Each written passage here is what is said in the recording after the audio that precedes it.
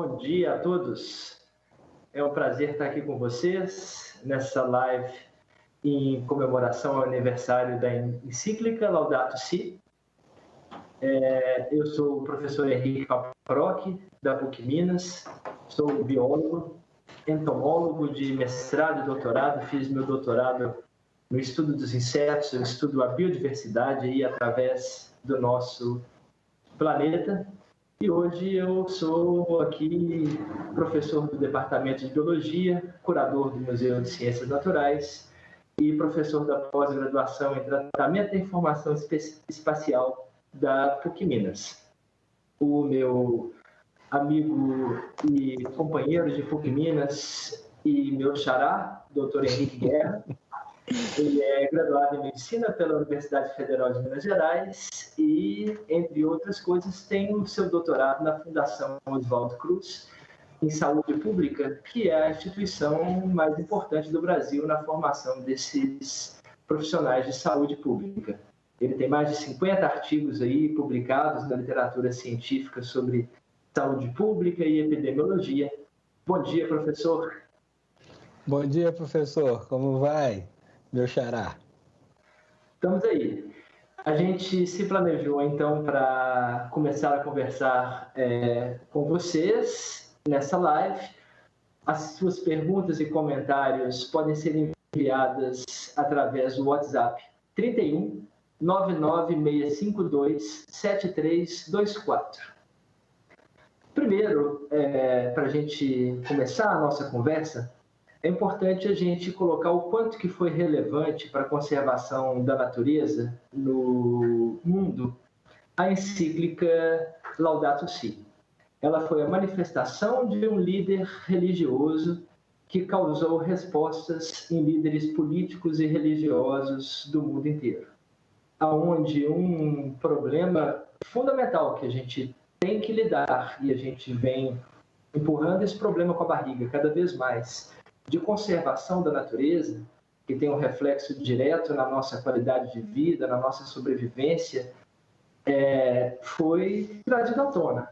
Então, isso é um grande momento para a conservação da natureza, de ter a união de um líder religioso com a ciência. E na sua estrutura, a Laudato Si é extremamente científica.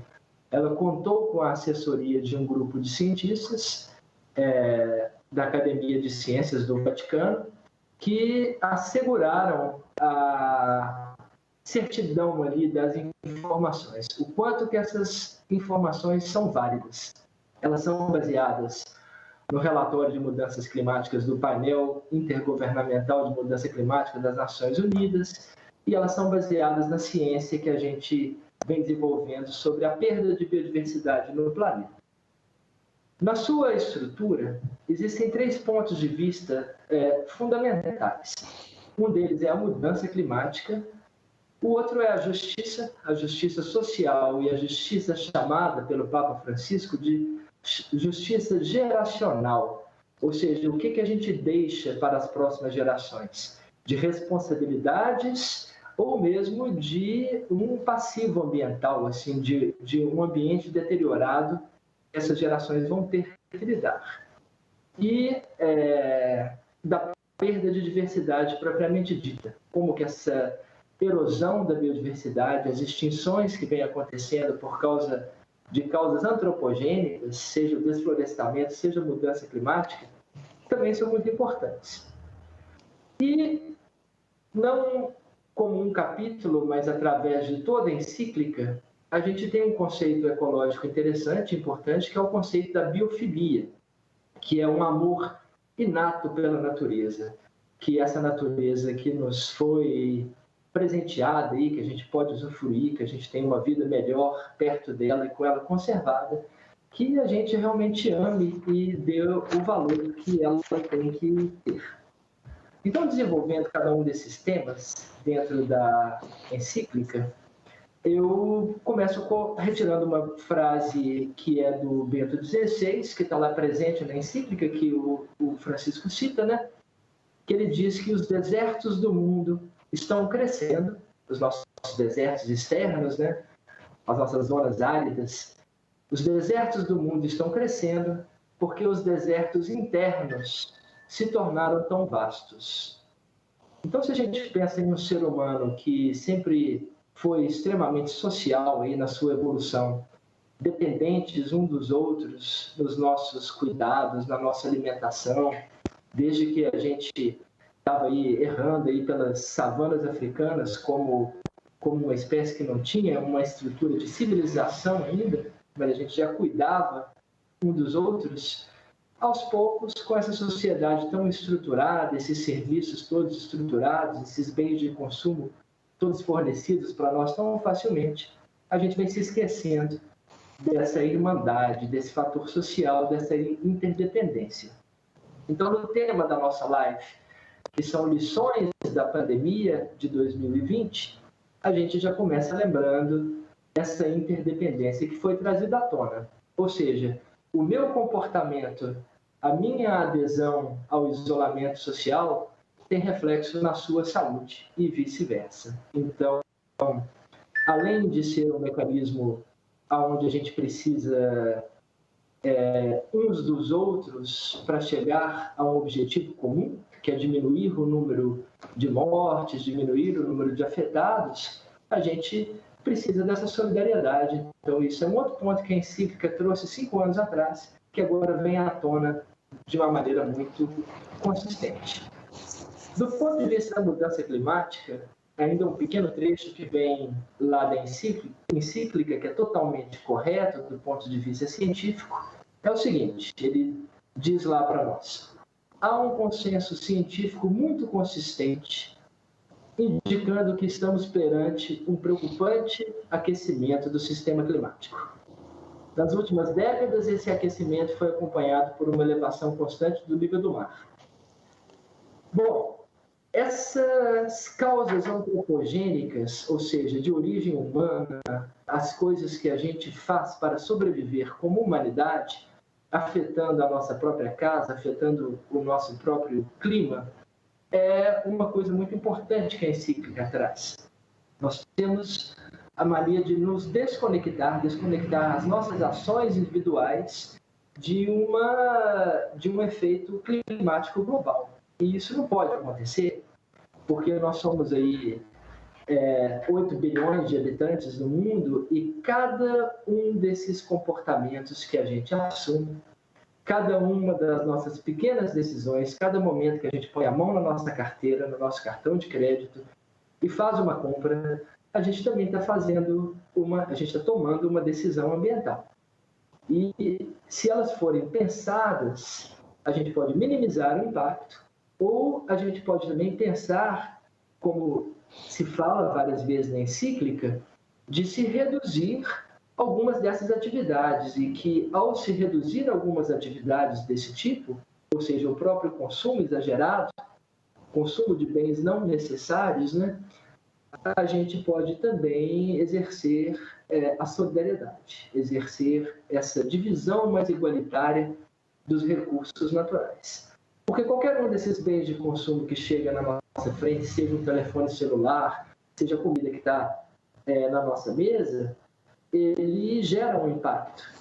Alguns um pouco menores, são um pouco mais sustentáveis do ponto de vista de uma relação de longo prazo com a natureza, e alguns muito menores, são muito impactantes em curto prazo. Então, quando a gente come, por exemplo, carne bovina oriunda de desflorestamento na Amazônia, a gente tem um impacto imediato aí, que a gente está causando desflorestamento. O professor Henrique Guerra ele vai completar isso, mas a gente sabe que, por exemplo, através do desflorestamento, muitos novos patógenos entram na humanidade. A gente tem várias arboviroses, que são essas viroses transmitidas por artrópodes, que saem da floresta quando ela está sendo cortada. Elas vão atingir aí esses trabalhadores que estão trabalhando no desflorestamento e aos poucos vão chegar no ambiente urbano. Então, a gente tem muitas patologias sendo causadas por essas nossas atividades. Indireto o impacto, porque na hora que eu compro o meu produto, quando eu compro o meu pedaço de carne, quando eu compro alguma coisa, eu não consigo pensar em toda essa cadeia. Mas aos poucos a gente tem que ir incorporando o custo ambiental às coisas, que é uma das coisas que o Papa vai também defender nessa encíclica. Em vários trechos da encíclica, o Papa também faz menção à justiça, a justiça social, a justiça geracional. A justiça social do ponto de vista de que recursos do nosso planeta não são igualmente divididos. Há uma riqueza extrema e há um consumo extremo em alguns lugares por parte da população, e há também a pobreza extrema em alguns outros lugares. E tanto a pobreza extrema quanto o consumo extremo, eles são geradores de desigualdade e são geradores de degradação ambiental.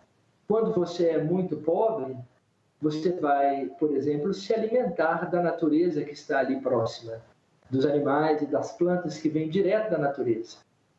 E isso a gente sabe muito bem, isso é mais uma dessas lições da epidemia de 2020, que esse consumo dos animais silvestres, esses mercados de animais vivos, são verdadeiras bombas relógios para que esses patógenos transitem de um hospedeiro para outro.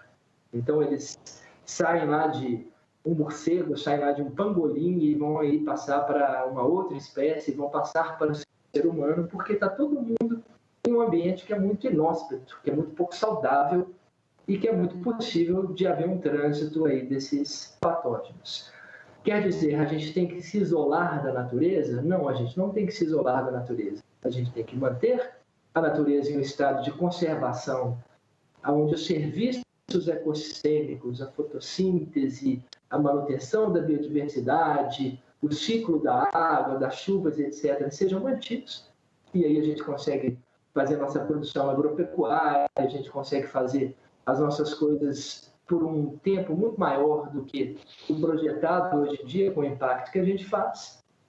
E nesse ponto a gente entra na justiça geracional, que é o fato de que deixar um planeta com a sua biodiversidade erodida, com várias espécies extintas, que as pessoas que virão não vão ter a opção de vê-las, de conviver com elas, de se alegrar com elas, ou mesmo de se alimentar, de usar como medicamento, de usar como vestuário, isso é uma injustiça.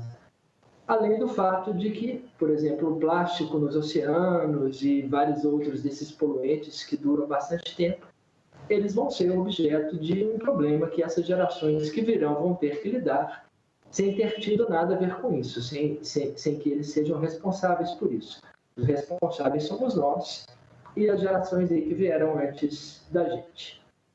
E aí eu pego um trechinho também da encíclica, onde o Papa nos diz que tudo está conectado.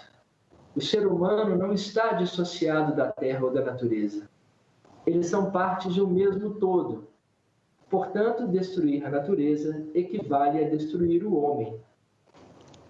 Eu não digo que a gente está correndo risco de extinção da espécie humana de maneira nenhuma, mas que a qualidade de vida ela vem ficando cada vez pior pela má conservação da natureza e que a mudança climática ela gera cada vez mais migrações por questões ambientais, a gente tem cada vez mais refugiados ambientais, porque onde eles viviam não é mais possível viver, não é mais possível cultivar a terra, ou o mar está ficando com um nível cada vez mais elevado, eles estão perdendo aquele território.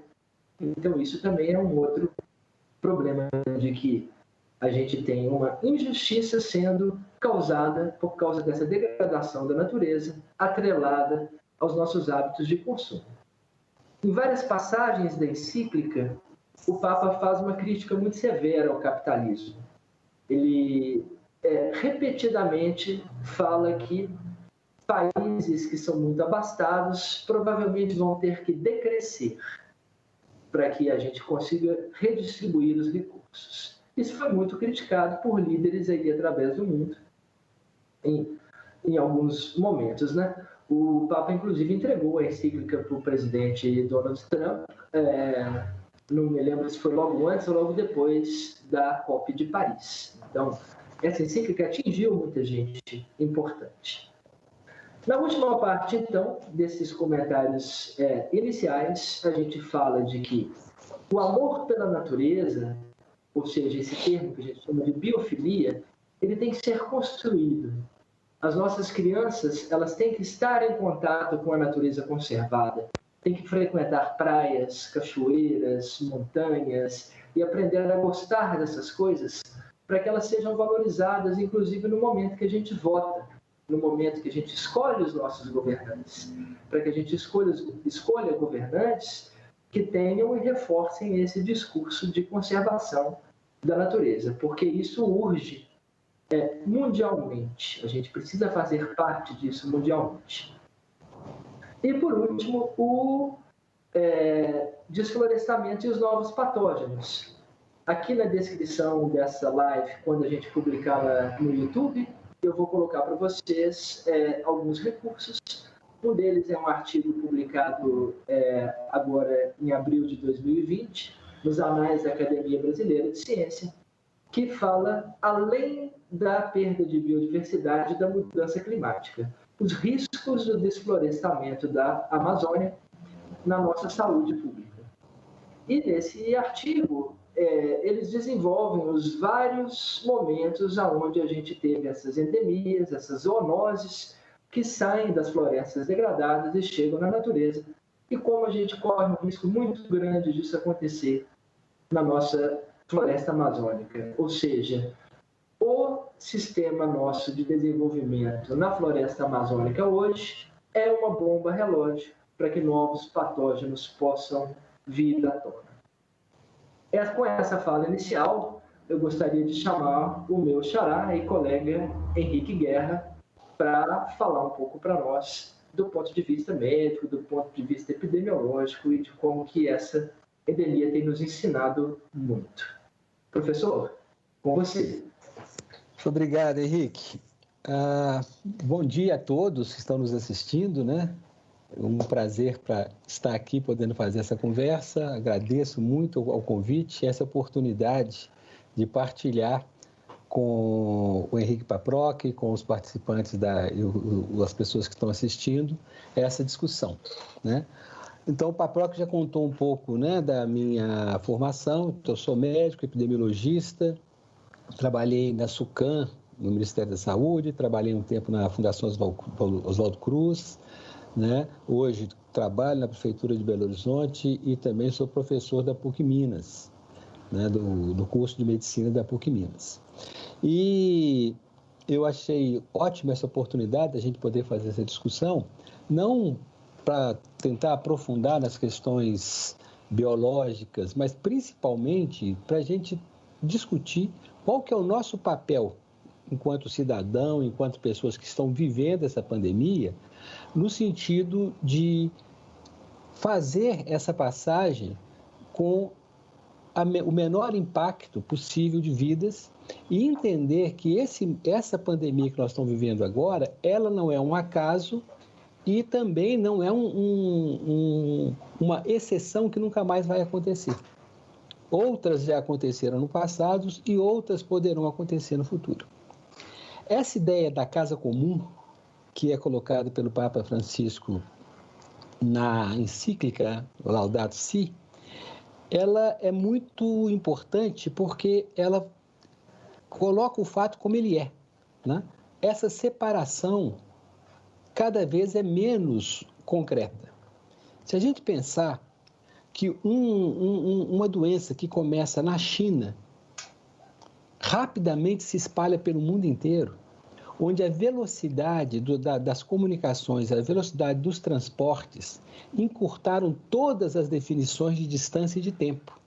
Não há mais um espaço enorme, né, de preparação, porque alguma coisa que aconteceu do outro lado do mundo vai levar um tempo grande para chegar até nós, ou mesmo não vai chegar. Só que essa casa comum, ela também está sendo muito desigual, né? Nós vivemos na mesma casa, mas com enormes desigualdades. E essas desigualdades elas vão sendo mais explicitadas, mais aprofundadas nesses momentos de crise, principalmente de crises sanitárias. Nós vimos muitas outras crises recentemente, né? Nós vimos as crises dos migrantes, né? Nós vimos crianças morrendo afogadas nas beiras de praias, nós vimos governos proibindo que se socorressem pessoas à deriva no mar. Então, não é uma coisa isolada isso que nós estamos vivendo agora. E nessa questão da pandemia, nós estamos tendo uma grande oportunidade de exercitar a solidariedade, o trabalho em comum, e, ao mesmo tempo, nós estamos nos confrontando com o inverso dessa ideia da biofilia. Nós estamos nos confrontando com posições que são absolutamente necrófilas. Elas são anti-vida. Elas são não de uma política pela vida, mas uma necropolítica, uma política que não respeita e não favorece a vida. Então, falando um pouco para localizar a questão da epidemia, é importante a gente lembrar que é um vírus novo, né? Quer dizer, um vírus para o qual nenhum de nós tem anticorpos. A gente ainda não sabe exatamente como vai funcionar a imunidade para esse vírus, se ela vai existir, se ela é duradoura ou não. E nós estamos usando as ferramentas que nós temos das experiências anteriores para tentar lidar com essa epidemia. Por ser uma doença para a qual nós não temos nenhum tratamento efetivo e ainda não temos nenhuma forma de prevenção efetiva, como, por exemplo, uma vacina, o que nos restou de possibilidade é reduzir o tempo de contaminação, reduzir a rapidez da contaminação. Reduzir a rapidez da contaminação. Então, o afastamento social apareceu como a única alternativa que nós temos, não para evitar que a contaminação ocorra ao longo do tempo, mas de tentar modular a velocidade e, com essa velocidade, reduzir o número de mortes. E por que isso reduz o número de mortes? A maioria dos casos, mais de 80% dos casos, vão ser inaparentes ou muito leves. Dos 20% que vão ser aparentes, uma proporção pequena vai precisar de atendimento médico em termos de UTI. O nosso objetivo, então, ao fazer o afastamento, é modular essa velocidade para que o número de pessoas precisando de atendimento especializado ao nível de UTI seja compatível com os recursos que nós temos para esse atendimento. Dessa forma, a gente vai evitar óbitos, que as pessoas não morrem simplesmente pela infecção. Muitos morrem porque não têm condição de receber o tratamento adequado naquelas 2, 3, 4 semanas onde ele precisa do suporte a nível de UTI. Quando nós falamos, então, em afastamento, é isso. Nós temos certeza que isso não vai evitar a propagação da epidemia, porque nós não temos anticorpos, não temos vacina e não temos tratamento eficaz. Isso é uma forma de preservar vidas. Preservar vidas. Nessa discussão também tem aparecido muito a ideia da imunidade coletiva, que é uma ideia muito interessante. Mas essa ideia ela sempre foi discutida por nós do ponto de vista dos programas de vacinação. A gente usa essa questão da imunidade coletiva no sentido de que eu não preciso vacinar 100% das pessoas para que a epidemia não propague, né? Se eu vacinar uma determinada percentagem, que varia de doença para doença, no caso do sarampo está ali perto de 95%. O sarampo tem uma capacidade de transmissão muito maior do que o vírus da Covid-19. Então, quando a gente fala disso, a gente está falando, olha, eu vou proteger a população e eu não preciso vacinar todo mundo. Porque se eu tenho uma grande proporção de pessoas imunizadas, as que não estão imunizadas ou aquelas que não têm como produzir anticorpos estarão também protegidas. Por quê? Porque será praticamente impossível uma pessoa susceptível encontrar com um doente. Essa é a ideia da imunidade de rebanho ou imunidade coletiva. O que está se falando hoje, no sentido, tem que deixar 70%, deixa o vírus correr, que quando 70% da população estiver imunizada, a epidemia vai parar. Essa ideia é um experimento letal. O que nós estamos falando com isso? Se eu estou falando que 70% da população precisa ser infectada para que a imunidade coletiva funcione, então nós temos no Brasil 211 milhões de habitantes. Desses 211 milhões, se a gente pensar em 70% de pessoas infectadas, nós vamos estar lá com 140 milhões, mais ou menos. Se a gente pensar numa letalidade de 1%, que é o que está se observando, né, 1%, isso daria, então, alguma coisa como 1.300.000 pessoas mortas, se fosse de 1%. Mas vamos pensar que seja muito menor, que seja de 0,5%. Nós vamos ter 630 mil óbitos por Covid. Se for menor ainda, se for 1 por 1.000, nós vamos ter 150 óbitos por Covid. Então, ao discutir essa questão da imunidade coletiva, não basta simplesmente a gente achar que nós vamos resolver assim o problema. Porque se a gente deixar simplesmente todos se contaminarem, nós teremos milhares e milhares de mortes. Uma outra coisa que a gente tem que lembrar, pensando no Brasil, nós temos uma população jovem muito grande. Nós temos mais ou menos 180 milhões de brasileiros com menos de 60 anos. Mesmo o risco da população abaixo de 60 anos sendo muito menor do que da população mais velha, esse enorme contingente de pessoas de baixo risco vão gerar uma quantidade enorme de óbitos, se a gente simplesmente deixar a doença correr. Então, é preciso a gente entender que essa ação de solidariedade é para proteger vidas. Essa ação de afastamento, ela é a única ferramenta que nós temos para conter a epidemia. Conter no sentido de torná-la mais lenta. O que já está acontecendo conosco? Nós devemos chegar até amanhã ou depois da manhã, a 20 mil mortes confirmadas por Covid.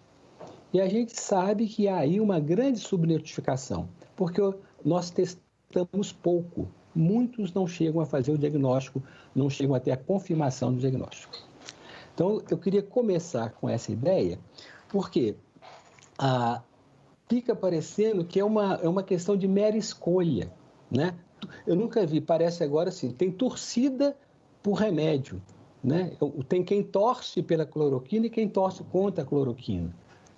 É um absurdo a gente pensar desse jeito. A cloroquina foi muito bom, tratou malária no mundo inteiro, é usada para tratar lúpus, para tratar algumas doenças reumáticas, mas ela não tem efeito benéfico na questão da Covid-19. Isso não pode ser uma discussão de torcida, isso tem que ser fato científico. E o fato científico é esse. Esses aspectos que o professor Paproca colocou com relação à ecologia, nós já vivemos isso. Se a gente pensar, poucos anos atrás, nós tivemos mortes por febre amarela silvestre aqui, em torno de nós, né? Nós vimos pessoas conhecidas, pessoas da área da cultura, morrendo, médicos que morreram de febre amarela silvestre, que foi transmitida aqui nos arredores de Belo Horizonte. Houve fechamento do Jardim Zoológico, houve fechamento do Parque das Mangabeiras. Por quê? Essa transação entre os animais, né, e das zoonoses, ela está ficando cada vez mais próximo da gente. Quando a gente entra no ambiente silvestre, destrói o ambiente silvestre, a fauna vai se adaptar. Ela tem capacidade de se adaptar. Ela vai vir para cada vez mais perto da cidade. Então, se não houver esse posicionamento coletivo, solidário, consciente de que o problema é comum, nós não vamos sair bem dessas situações de pandemia. Nós temos uma outra questão que é importante nisso e que é conhecida, né? Que é a dificuldade das pessoas compreenderem as ações de prevenção. A ação de prevenção, o resultado dela é não acontecer alguma coisa. né? Se eu previno, então alguma coisa não acontece. E algumas pessoas ficam com a impressão, então, que não serviu para nada. Como já disse um autor, que eu não vou lembrar o nome agora, tudo que você fizer antes da epidemia será considerado desnecessário. Tudo que você fizer após o início da epidemia será insuficiente. É assim que a gente vive. Se a gente pegar fatos recentes, nós tivemos alguns anos atrás aquela pandemia de H1N1. Aquela epidemia não foi muito mais devastadora, não morreu muito mais gente, porque alguns anos antes houve o aparecimento da gripe aviária na China, foi feita uma grande preparação para aquela pandemia. Isso incluiu treinar profissionais de saúde, construir UTIs com isolamento, fazer estoque de antivirais. Naquele caso, tinha um medicamento, né, eficaz. E a pandemia não aconteceu. Não aconteceu, mas toda a estrutura ficou preparada. Então, quando veio H1N1, a gente tinha um medicamento estocado no país, a gente tinha pessoas treinadas para enfrentamento daquele tipo de doença e tinha equipamentos construídos, UTIs com isolamento. Isso evitou muita morte. Prevenção, o resultado dela é o não evento. Um autor que descreveu isso em meados da década de 80, o Geoffrey Rose, médico epidemiologista inglês, ele dava alguns exemplos, né? A história falava o seguinte: a ação preventiva, que traz um grande benefício coletivo, ela é pouco percebida individualmente. É igual o cinto de segurança.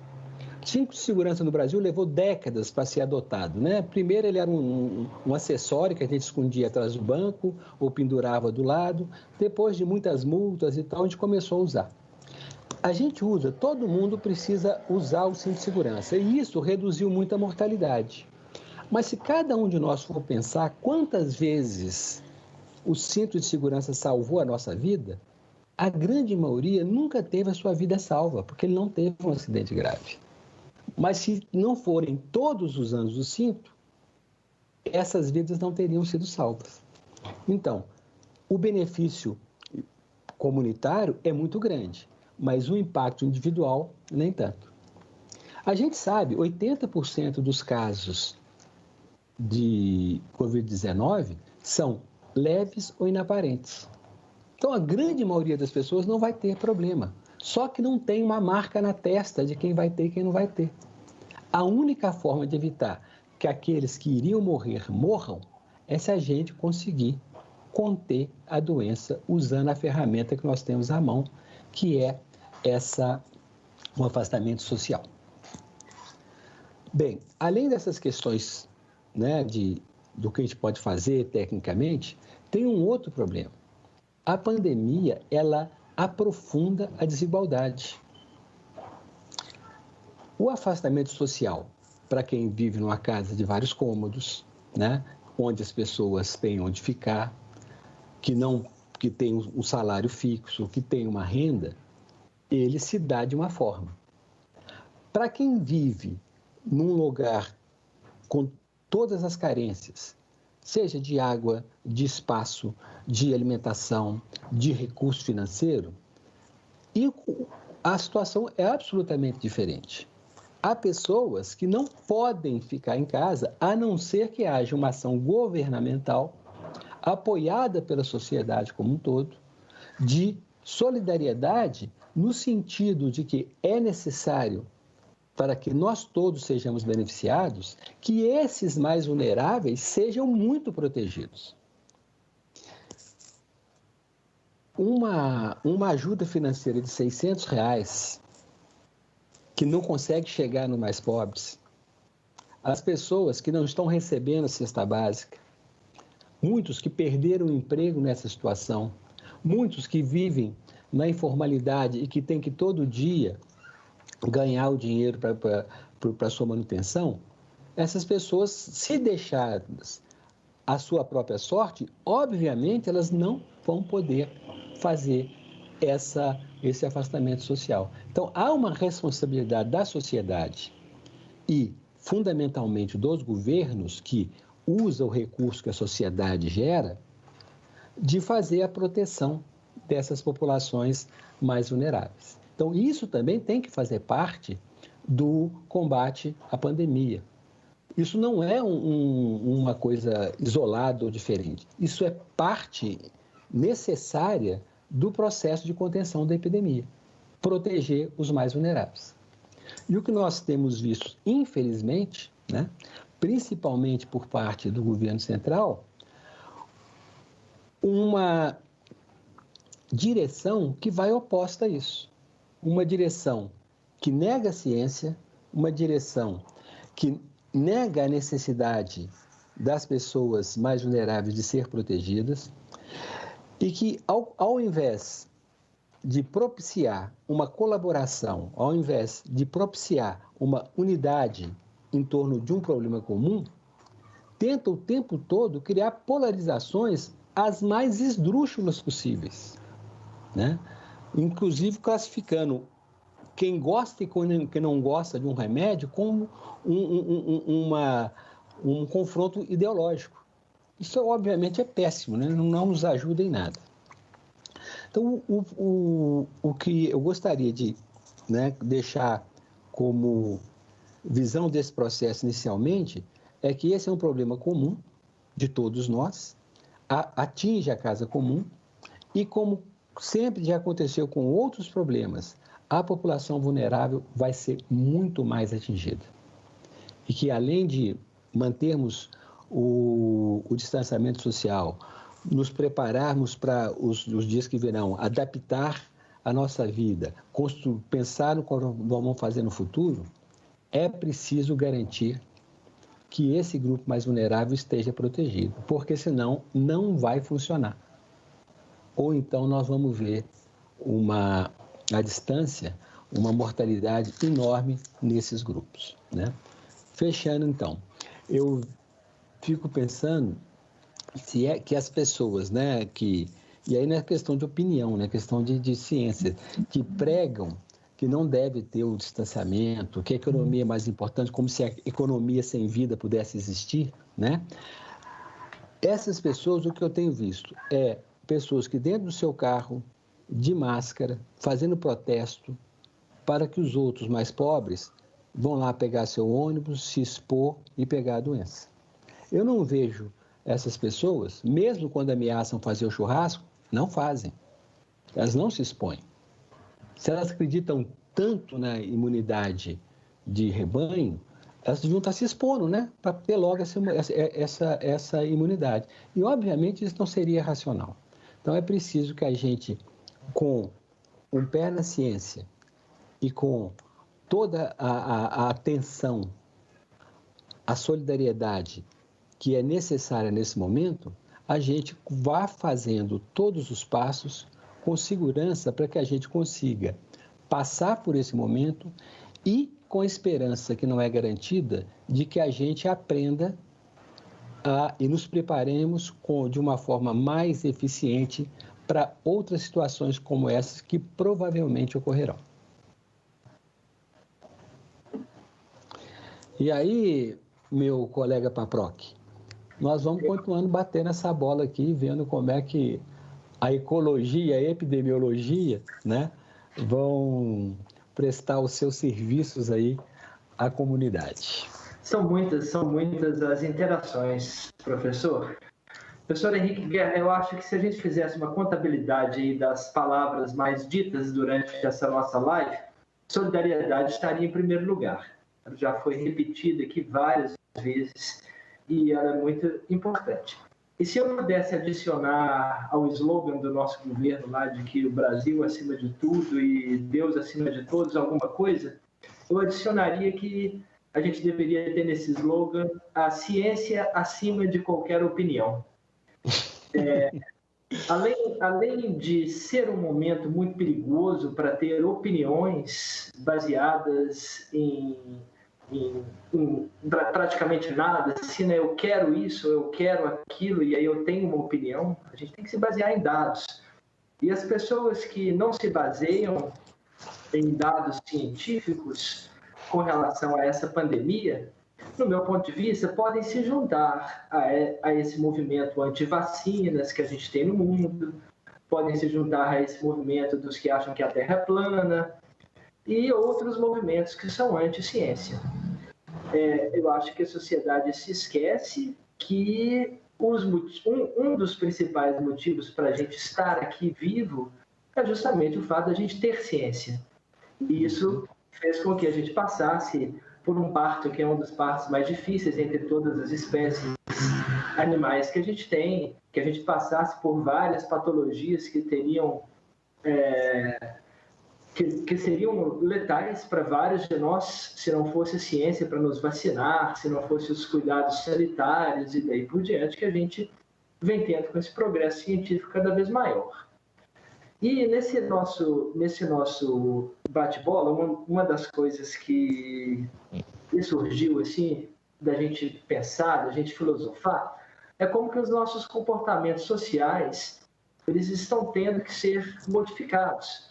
Ou seja, a gente tem que aprender que muitas vezes não dar as mãos, não cumprimentar, não se aproximar é um ato em direção a proteger o próximo e não um ato em direção a me proteger do próximo. Pode ser que sejam as duas coisas, mas é muito importante a gente pensar que o uso de máscara também é para evitar que uma pessoa pegue o Covid-19 se eu estiver portando sem saber. E não necessariamente só me proteger dos outros. Então, esse exercício intenso de que o afastamento social é uma medida de solidariedade, é uma medida de que não necessariamente eu serei o maior beneficiado disso, porque a economia vai desacelerar, eu vou ganhar menos dinheiro e etc., mas é sim a sociedade como um todo que vai ser beneficiada. E aí essa conexão muito direta com a Laudato Si, nesse sentido de que hoje a degradação ambiental é a maior aliada à desigualdade social. Essas duas coisas caminham juntas. Assim como o espalhamento de uma epidemia desse tipo também está muito aliada e como você disse para nós, traz muito à tona essa desigualdade, exacerba essa desigualdade. Eu fico até pensando aqui comigo, quantas pessoas têm um recurso financeiro muito grande que, no meio do pânico, do medo dessa pandemia, montaram suas próprias UTIs em casa com respiradores. Que se não estão tirando respiradores aí que poderiam ser de uso público para poder terem esses respiradores reservados caso eles venham pegar uma coisa desse tipo. Além do que eles têm muito mais condições de praticar um isolamento social para se proteger nas suas grandes casas, com todas as suas atividades planejadas para que isso não aconteça, ao contrário do sujeito que tem que ir para o sinal de trânsito vender balas, porque senão ele não tem o que comer no final daquele dia. Então, esse exacerbar das desigualdades sociais durante a pandemia, eu acho que tem uma ligação muito estreita com a Laudato Si, no sentido de que solidariedade, igualdade social é o caminho tanto para a prevenção de coisas como essa acontecerem, quanto para a gente conseguir ter uma relação com a natureza de mais longa duração. Paproca, eu acho que essa ideia é muito importante, e voltando na encíclica também, é interessante que o Papa Francisco ele coloca a questão do diálogo entre religião e ciência, e não de conflito entre religião e ciência, né?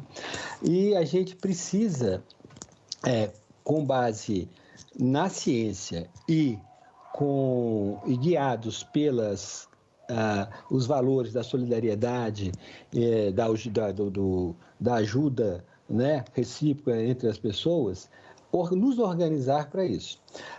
Você tocou em algumas coisas aí que são importantes, que a gente também está aprendendo algumas coisas, né? Não o nosso hábito no Brasil de, por exemplo, se eu estou resfriado, eu vou para uma máscara, para não transmitir para o outro. Eu acho que nós vamos aprender um pouco com isso, né? Nós vamos aprender que se o menino está com conjuntivite, ele não deve ir para a escola, porque isso vai transmitir para o outro, né?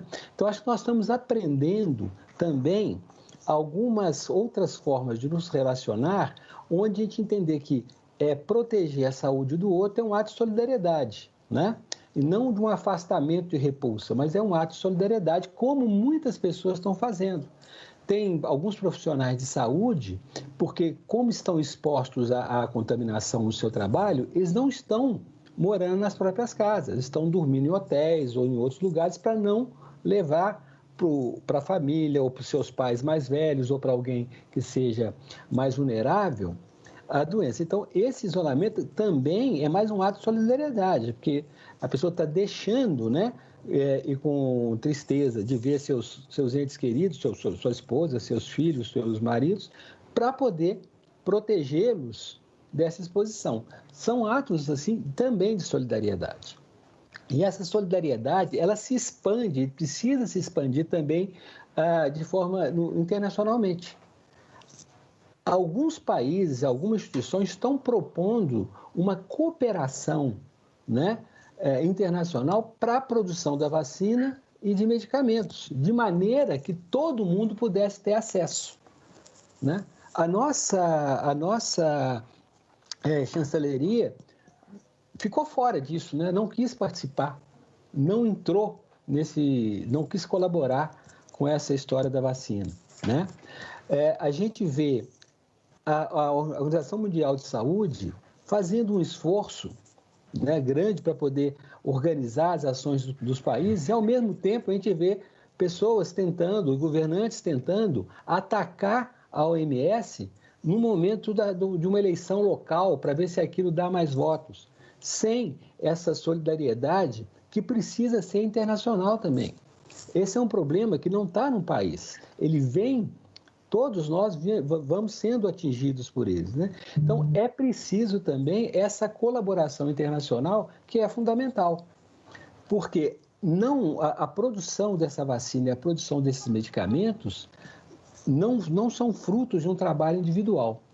E se chegasse a acontecer, infelizmente, que se fosse produzida uma vacina onde os países mais pobres, as populações mais pobres não puderem ter acesso a ela, isso acho que vai ser o maior fracasso humanitário que a gente vai poder assistir, né? A gente vê uma situação como essa e uma vacina que fosse gerada e que não fosse acessível a todas as pessoas, seria criminoso, né? Mas para isso é preciso que os países também entrem nessa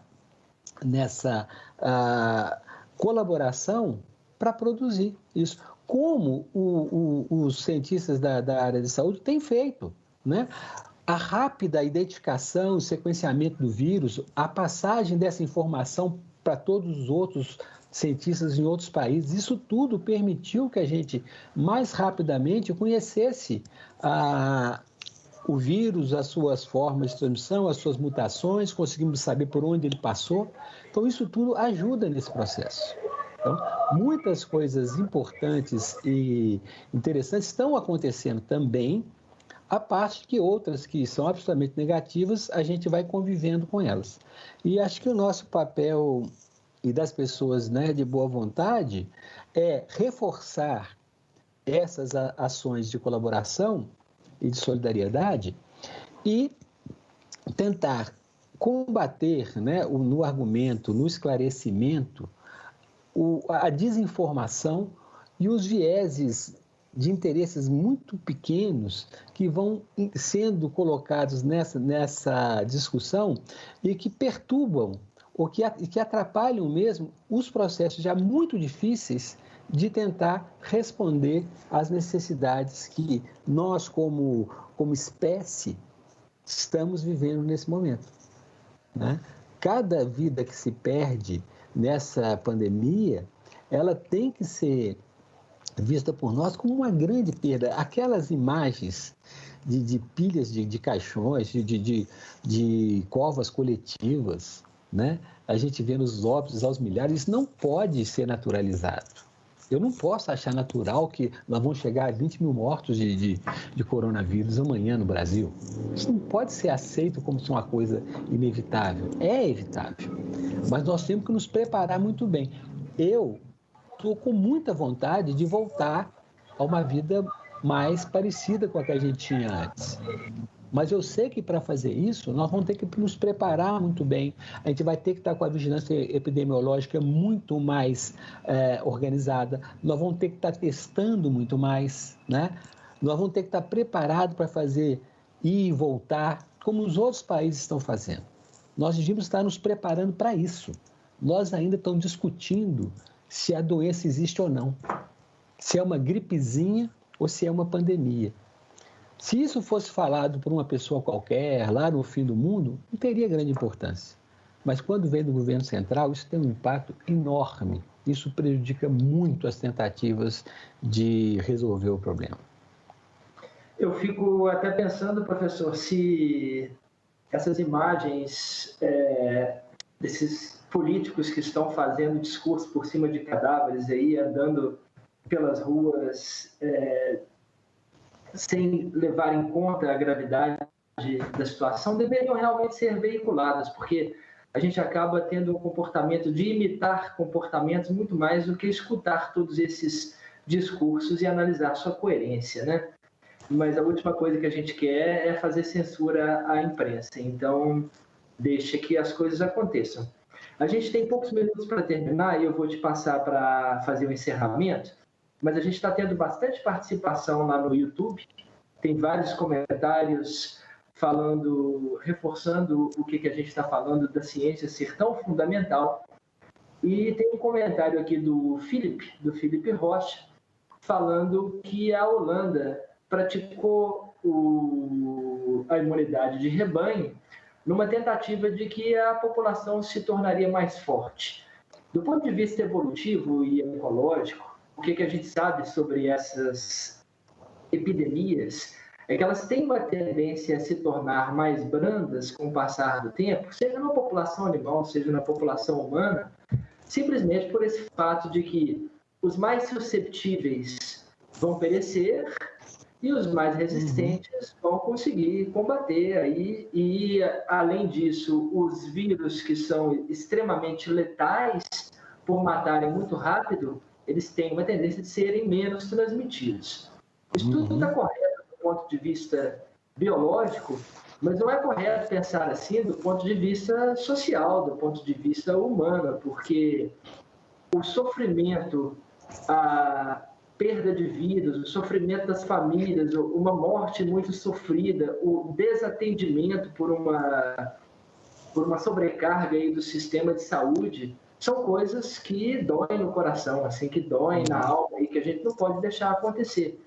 Então, existe uma restrição com relação a esse conceito, assim, eu penso. A humanidade não pode assumi-lo tão intensamente. Professor, eu te passo a palavra. Nós temos poucos minutos aí para finalizar. Tá, mas dá tempo, porque acho que esse último assunto que você trouxe é extremamente interessante, que nos permite colocar uma coisa. O que está sendo proposto é voltar à seleção natural simples. É isso. Sobrevivência dos mais aptos. O que isso significa? Hoje, um jovem que tem diabetes juvenil, ele não vai morrer antes dos 30 anos, porque hoje a gente tem como tratar o diabetes e ele vai ser diabético a vida inteira, longamente. O que a ciência fez foi nos tirar da seleção natural simples. Essa foi a nossa grande evolução. Né? Por que hoje, qual que é um dos efeitos paradoxais da evolução da medicina? É aumentar o número de doentes. Né? Porque hoje uma pessoa hipertensa, a gente consegue tratá-la e ela vai viver muitos anos e com boa qualidade. Isso, se a gente for vamos fazer a seleção natural simples, deixa as pessoas morrerem. É isso que essa história de ficar não é mais forte, não, gente. Nós estamos voltando, nós estamos regredindo lá para trás, onde só havia a seleção natural simples. Isso nós rompemos com isso. Então, uma pessoa como Stephen Hawking, por exemplo, nós devíamos entregá-lo à seleção natural simples? Que ele morra? Ou vamos investir tudo aquilo que foi investido para mantê-lo vivo e ativo com toda a contribuição que ele teve? Então, esse é um raciocínio que parece objetivo, mas ele é, com licença da palavra, imbecil. Ele está propondo que a gente esqueça tudo o que a gente conseguiu fazer para sair de uma esperança de vida de 20 anos na Idade Média para 80 agora, né? Em nome dessa objetividade. Isso não é ser objetivo. Isso é regredir socialmente, isso é regredir em termos civilizatórios. Isso não tem nada de original nem de objetivo. É falando, deixa a seleção natural voltar a funcionar. Os mais aptos sobreviverão. Só que um corpo mais apto não quer dizer também que está saindo com o maior talento, a maior capacidade de contribuir para a humanidade, nada disso, né? Então, o que nós fizemos, o que a gente faz é conseguir fazer que mesmo os que não têm as melhores aptidões físicas sobrevivam, progridam, contribuam. Quando começou a pandemia, a AIDS no Brasil, né, a infecção pelo HIV, o que acontecia? A letalidade era certa, era rápida e era muito sofrida. Era sofrida pela doença, era sofrida pelo preconceito. O que a gente conseguiu fazer? Oi? O Chico da TV Horizonte está nos chamando a atenção que a gente tem 1 minuto para fechar. Eu já me despeço, pode fazer o seu fechamento. Muito obrigado a todos. Agradeço, minha loja aqui está diferente. Então, agradeço imensamente essa oportunidade e acho que nós chegamos num ponto muito interessante. Nós estamos, de certa forma, na luta civilizatória. Nós vamos voltar para o passado ou nós vamos continuar progredindo? Eu acho que a gente deve continuar progredindo. E isso precisa de muita solidariedade e muita ciência. Muito obrigado. Foi um prazer, viu, Henrique? Um prazer muito grande, professor. Muito obrigado a todos.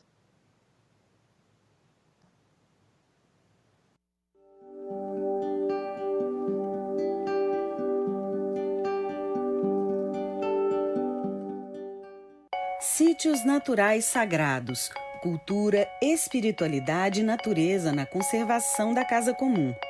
Este é o tema que será debatido por Érica Fernandes Pinto e Miguel Ângelo Andrade. Um encontro de descobertas entre filosofia, arte, ciência e espiritualidade, na busca indispensável e urgente reconexão com a sacralidade da natureza. Assista à live dia 22 de maio, às 11 horas da manhã, aqui na TV Horizonte.